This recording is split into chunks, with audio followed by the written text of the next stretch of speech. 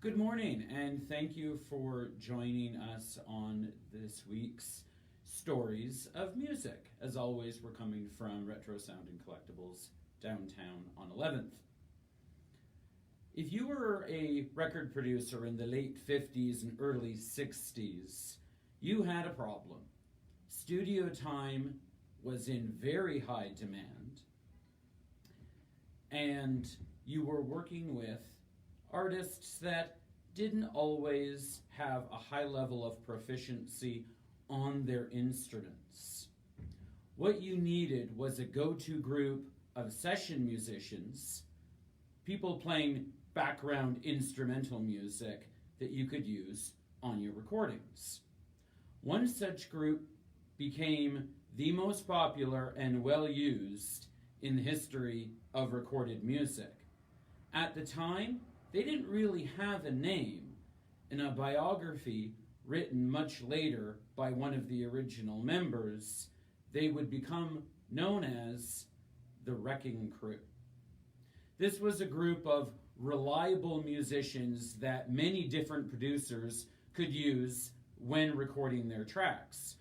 One such producer was Phil Spector, and the Wrecking Crew ended up becoming a very integral part of Spector's development of his wall of sound production technique that, of course, required a great number of musicians all playing at the same time. Later, you had artists such as Brian Wilson of the Beach Boys, who not only wrote but also acted as producer on some of their most well-known songs. He extensively used the Wrecking Crew on some of their most well-known recordings, such as Help Me Rhonda and Good Vibrations. And they played very much, on some of the Beach Boys' most well-known records as well, such as Pet Sounds. The Wrecking Crew could also be heard on such well-known songs as Mr. Tambourine Man by the Byrds and some of the Mamas and the Papas' most well-known songs, such as Monday, Monday and California Dreaming. Hal Blaine, who was a member of the Wrecking Crew as one of their drummers, wrote a biography in 1990. He was the one responsible for coining the name, the Record Crew.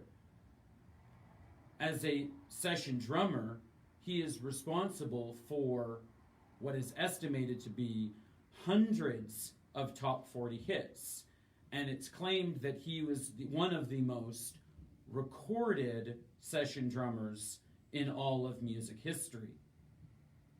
Mr. Blaine died just last year at the age of 90.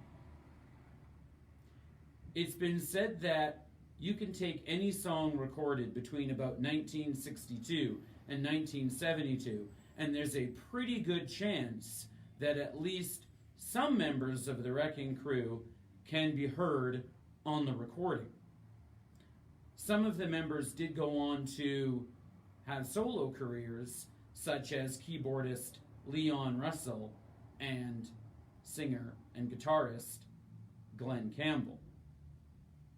In any event, the Wrecking Crew was responsible over a period of about 15 years of most of the background instrumental recording in modern music. Thanks for joining us for this week's Stories of Music. We've got lots of new records in the store at the time, including Mamas and the Papas, Beach Boys, Glenn Campbell, and Leon Russell. So you've got an excellent opportunity to hear the work of the Wrecking Crew. Thanks for listening. We'll see you next week for another Stories of Music. Bye for now.